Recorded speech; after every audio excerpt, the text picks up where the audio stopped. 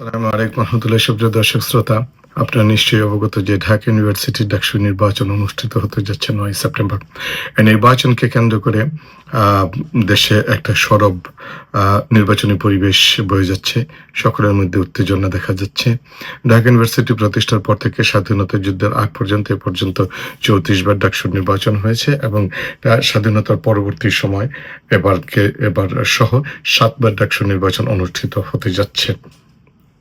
তবে বিগত যে ৪০ বার যে নির্বাচন, ডাকসু নির্বাচন, এর মধ্যে এবারের নির্বাচন সবচাইতে বেশি উৎসবমুখর, প্রতিদ্বন্দ্বিতামূলক এবং অংশগ্রহণমূলক নির্বাচন হতে যাচ্ছে। আমরা যখন ঢাকা ইউনিভার্সিটিতে ছিলাম, আমরা আসলে ডাকসু নির্বাচন পাইনি বা নির্বাচনে ভোট দেওয়ার সুযোগও হয়নি। এ কারণেই বোধ করি যে আমাদের মধ্যেও দেশে বিদেশে প্রাক্তন স্টুডেন্টদের মধ্যে, বিশেষ করে আমাদের ব্যাচের যারা আছে বা যারা ডাকসু নির্বাচনে ভোট দিতে পারেনি, তাদের মধ্যে ওই ডাকসুর ভোট নিয়ে উৎসাহ, আগ্রহের কমতি নেই। তবে এই যে ডাকসু নির্বাচন নিয়ে আমি ইতিমধ্যে ফেসবুকে লিখেছি বা এর আগেও আমার দু একটি ভিডিও রয়েছে, আমি বিভিন্ন জায়গায় কথা বলেছি।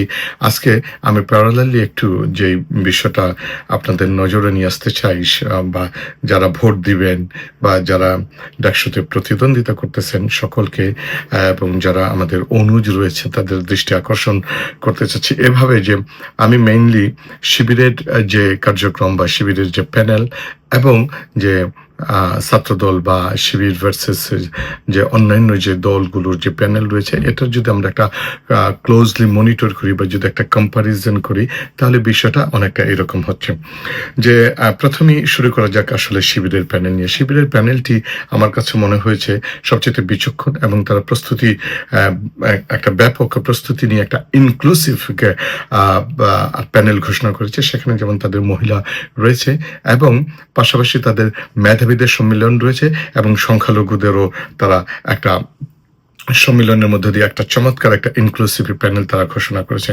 এবং এই প্যানেলটি কম্পারেটিভলি তারা ভেরি কনস্ট্রাকটিভ, স্মার্ট মুভ এবং তাদের যে ইস্তেহারগুলো রয়েছে তার সবগুলোই সময়োপযোগী। তার সবচেয়ে ফ্যান্টাস্টিক যে বিষয়টা আমার সহ অনেকেরই দৃষ্টি আকর্ষণ করেছে, সেটা হচ্ছে তারা 6 ইয়েস এবং 6 নোস বলেছে। তারা 6 ইয়েসের মধ্যে যে বিষয়গুলোকে রাখছে, যে নিরাপদ ক্যাম্পাস, আবাসন সংকট, আবাসন সংকটের সমাধান, নারী শিক্ষার্থীদের নিরাপত্তা, মেডিকেল অ্যান্ড হেলথ ক্যাম্প, তারপরে হচ্ছে উন্নত বাস সার্ভিস এবং কেরিয়ার গাইডেন্স। এই বিষয়গুলো আসলে খুবই অন্যান্য প্যানেলও এভাবে বলেছে বা তাদের মতো এত কনস্ট্রাকটিভ, এত ফোকাস খুব মনে কমই বলতে পেরেছি। এবং তাদের প্রত্যেকটা কাজ, প্যানেল ঘোষণা থেকে শুরু করে আজ পর্যন্ত যা আমরা দেখলাম পর্যন্ত, এই শিবিরের প্রত্যেকটা কাজকে অনেক বেশি গোছালো এবং প্রিপেয়ার মনে হয়েছে। এবং তারা তাদের নির্বাচনের ক্ষেত্রে গত 1 বছর তাদের যে পারফরমেন্স রয়েছে, সেই পারফরমেন্সটাকে তারা সামনে নিয়ে আসছে, যেটা সাধারণ ছাত্রছাত্রীদের মধ্যে একটা উৎসাহব্যঞ্জক অবস্থা তৈরি করেছে। এবং তারা তাদের কথা বলার ক্ষেত্রে এবং তারা আগামীতে ঢাকা ইউনিভার্সিটির ক্যাম্পাসকে কেমন ক্যাম্পাস করতে চায়, এটা তারা ইতিমধ্যে যেমন নজির স্থাপন করেছে এবং এটা তাদের গত 1 বছর পারফরমেন্স দিয়ে মূল্যায়ন করার একটা চমৎকার সুযোগ তারা করে দিয়েছে। পাশাপাশি তাদের বিরুদ্ধে যে ধরনের নানান অপপ্রচার তৈরি হচ্ছে বা এগুলো তারা খুবই চমৎকার এবং স্মার্টলি তারা হ্যান্ডেল করতেছে। এবং সবচেয়ে যে বিষয়টা আমরা দেখলাম যে এস এম ফরহাদের প্রার্থিতা নিয়ে যে চ্যালেঞ্জ হলো, সেটা কোর্ট পর্যন্ত গড়ালো, সেটার একটা চমৎকার তারা স্মার্ট ডিলিং আমরা দেখলাম, চমৎকার তারা জবাব। এবং তাদের যে সাংবাদিক সম্মেলনগুলো, প্রত্যেকটা সাংবাদিক সম্মেলনগুলো মনে হয় যেন এটা জাতীয় সংসদের সাংবাদিক সম্মেলন। এবং যে পরিমাণ সংবাদকর্মীদের আগ্রহ শিবিরের সংবাদকে কভার করার জন্য, তা এক কথায় চমৎকার। এবং তারা এই প্রত্যেকটা সাংবাদিক সম্মেলন, যে এস এম ফরহাদ বা সাদিক কায়েম থেকে শুরু করে যারা এই সাংবাদিক সম্মেলনগুলোতে আসে, তারা খুবই প্রিপেয়ার এবং তারা পড়াশোনা করে, গবেষণা করে যে চমৎকার সময়োপযোগী প্রশ্নের তারা জবাব দিচ্ছে। এটা আসলে এক কথায় মানে ফ্যান্টাস্টিক। যে পাশাপাশি দেখেন ভিপিজিএস এবং এজিএস এর প্রার্থী তাদের তাদের যে পরিকল্পনাগুলো, তাদের যে পলিসি রয়েছে, তাদের যে ম্যানিফেস্টো, আগামীর কেমন ক্যাম্পাস তারা গঠন করতে চায়, এটা তারা খুবই ক্লিয়ারলি তারা তাদের ম্যানিফেস্টোতে উল্লেখ করেছে, এবং তারা দেয়ার ফোকাস অন ইট, তারা খুবই ফোকাস এক্ষেত্রে। এবং তাদের এই যে সাংবাদিক সম্মেলন, সাধারণ ছাত্রছাত্রীদের কাছে যে নির্বাচনী যে ক্যাম্পেইনগুলো করতেছে, এই ক্যাম্পেইনে তাদের যে শব্দ চয়ন, তাদের যে ছাত্রদের সাথে ভোট চাওয়া, তাদের যে কথা বলা, তাদের বডি ল্যাঙ্গুয়েজ অসাধারণ। এবং আমরা বাহিরে থেকে বা দেশের ভিতরে যারা আছে প্রাক্তন স্টুডেন্ট, আমরা যারা দেখলাম যে সাধারণ ছাত্রছাত্রীরা যারা নিরাপদ ক্যাম্পাস চায়, যারা একটা পড়াশোনার উন্নত ক্যাম্পাস, ঢাকা ইউনিভার্সিটি ক্যাম্পাস চায়, তারা কিন্তু খুব সুন্দর সাদরে শিবিরের প্যানেলকে গ্রহণ করতেছে এবং খুব আনন্দ, আগ্রহ, উচ্ছ্বাসের সাথে তাদের সাথে কথা বলতেছে। এবং এটা আসলে খুবই আশাব্যঞ্জক। বিগত দিনে যারা ভোটাধিকার প্রয়োগ করতে পারেনি, বিশেষ করে যে সমস্ত তরুণ ছাত্রছাত্রীরা, তারা মনে হচ্ছে আসন্ন জাতীয় সংসদ নির্বাচনের পূর্বে তারা একটা ভোটের প্রদানের একটা পাইলট প্রজেক্ট হিসাবে এটা হয়ে যাচ্ছে। আর এই নির্বাচনটা নিয়ে আসলে গোটা দেশব্যাপী উৎসাহ উদ্দীপনার কোনোটাই কমতি নেই। যে শিবির যেই প্যানেল নিয়ে যে অগ্রসর হচ্ছে, এবং তারা সাধারণ মানুষের কাছে যেভাবে, সাধারণ ছাত্রছাত্রীদের কাছে যেভাবে তাদের ম্যানিফেস্টো ইস্তেহার উপস্থাপন করছে, এবং সাধারণ ছাত্রছাত্রীরা যেভাবে গ্রহণ করেছে, এটা বিগত ঢাকা ইউনিভার্সিটির প্রতিষ্ঠাকালীন পর থেকে বিগত যতগুলো নির্বাচনে শিবির অংশগ্রহণ করেছে, ডাকসু নির্বাচনে, এর চাইতে সবচেয়ে বেশি সুন্দর, অ্যাট্রাকটিভ এবং কনস্ট্রাকটিভ ওয়েতে এবার সাধারণ ছাত্রছাত্রীদের কাছে শিবির তার নির্বাচনী ম্যানিফেস্টো তৈরি উপস্থাপন করতে সক্ষম হয়েছে, এবং সাধারণ ছাত্রছাত্রীদের মধ্যে একটি সাড়া ফেলতে সক্ষম রয়েছে। পাশাপাশি আমরা যদি ছাত্রদল বা অন্যান্য দলের যে প্যানেলগুলোকে যদি আমরা একটু দেখি, তাহলে আমরা দেখতে পারি যে আসলে অপেক্ষাকৃত প্যানেলগুলো ছিল, ছাত্রদল থেকে শুরু করে অন্যান্য প্যানেল, যে অগোছালো প্যানেল এবং অনেকটা লেজুর ভিত্তিক রাজনীতির প্যানেল, যারা উপর থেকে মনে হয় বলা হয়েছে এ ধরনের একটা প্যানেল করার জন্য। এবং ছাত্রদলের এই প্যানেলকে নিয়ে, বিশেষ করে ছাত্রদলের বিভিন্ন গ্রুপিং রয়েছে, যার কারণে একটা গ্রুপ আবার এই প্যানেলকে মানতে পারতেছে না, এ ধরনের নিজেদের মধ্যে একটা দ্বিধাদ্বন্দ্ব অবস্থান, এটা দৃষ্টিগোচর হয়েছে সবার মধ্যে।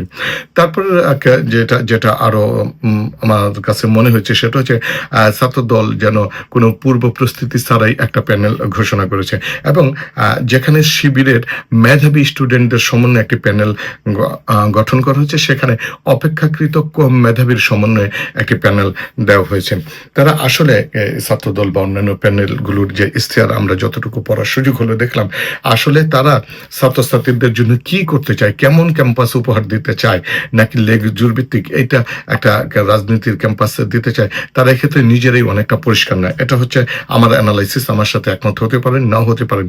এবং তারা যে আসলে ছাত্রছাত্রীদেরকে অ্যাট্রাক্ট করবে, এক্ষেত্রে ওইভাবে তাদের অ্যাট্রাক্ট করতে পারতেছে না। বিশেষ করে বিগত 1 বছরে তাদের উল্লেখযোগ্য তেমন কোনো পারফরমেন্স ক্যাম্পাসে আমরা দেখতে পারিনি। এবং সবচেয়ে বড় যেই বিষয়টা আসলে সবার মধ্যে চিন্তার রেখা ফেলছে বা চিন্তার উদ্বেগ তৈরি করেছে, যে মিথ্যার আশ্রয় নিয়ে এবং অপপ্রচার, অশ্রাব্য ভাষায় প্রতিপক্ষকে ঘায়েল করার যে চেষ্টা ছাত্রদল বা অন্যান্য দল যে ক্যান্ডিডেটদের মধ্যে বা নির্বাচনী ক্যাম্পেইনে যেটা দেখা গেছে, এটা আসলে একেবারেই অনভিপ্রেত। এবং কথায় কথায় তারা মুক্তিযুদ্ধের চেতনা, পাকিস্তানি মৌলবাদের ট্যাগ দেওয়ার, যে সাধারণ ট্যাগ দিয়ে যে প্রতিপক্ষ, বিশেষ করে শিবিরকে ঘায়েল করার যে চেষ্টা, এটা কিন্তু সাধারণ ছাত্রছাত্রী কোনোভাবেই ভালোভাবে নিচ্ছে না। আরেকটা বিষয় যেটা হচ্ছে, তারা ছাত্রদল বা অন্যান্য দলগুলো তারা দেখা যাচ্ছে বহিরাগত স্টুডেন্টদেরকে দিয়ে তারা ঢাকা ইউনিভার্সিটির নির্বাচনী ক্যাম্পেইনকে পরিচালনা করতেছে। এটা সাধারণ ছাত্রছাত্রী একেবারেই ভালোভাবে নিচ্ছে না। এবং যেটা আগেও একটু বলছি, যে ছাত্রদলের মধ্যে যে অন্তঃকোণ রয়েছে, এবং এনসিপির ছাত্র সংগঠন যেটা বাকসাস রয়েছে, এবং ছাত্রদল, তারা যে একটা অগোছালো নির্বাচন করতে যাচ্ছে, এটা সাধারণ মানুষের কাছে অনেকটাই দৃশ্যমান। তবে পরিশেষে যে বিষয়টা হচ্ছে আসলে বলতে চাই বা দেখা যাচ্ছে যেটা একটা কথা রয়েছে সেটা হচ্ছে শত্রুর শত্রু আমার বন্ধু, এরকম একটা নীতি দিকে মনে হয় ডাকসু নির্বাচনটা যাচ্ছে বা হতে যাচ্ছে। বা শিবির যেটা আপাত দৃষ্টিতে যেটা মনে হচ্ছে শিবিরকে ঠেকানো যেন ছাত্র দল বা অন্যান্য দলগুলোর একটা উদ্দেশ্য হয়ে যাচ্ছে।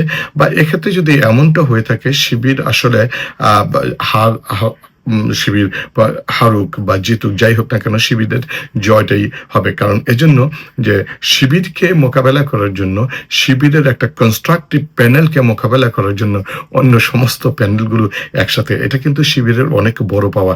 স্বাধীনতা যুদ্ধের পর থেকে আজ পর্যন্ত শিবিরের ডাকসুর নির্বাচনে যে অংশগ্রহণ, এর মধ্যে সবচাইতে বড় সাকসেস যে এবার শিবির ঢাকা ইউনিভার্সিটির প্রাচ্যের অক্সফোর্ডের এই ইউনিভার্সিটির ছাত্রছাত্রীদেরকে একটা যোগ্যতম প্যানেল দিয়ে তারা লিড করতেছে এবং অনেকটা জয়ের দ্বার প্রান্তে। বা যেটা হচ্ছে যে তারা এই ডাকসু নির্বাচনে একটা অবস্থান তৈরি করতে পেরেছে, একটা সারা ফেলতে পেরেছে।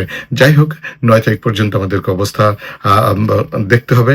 তবে জয় মানে যারাই জিতুক, সকলের প্রতি ছাত্রদল বা শিবির যারাই জিতুক তাদের প্রতি আমাদের অগ্রিম শুভেচ্ছা থাকবে। ভালো থাকবেন, সুস্থ থাকবেন। আল্লাহ হাফেজ।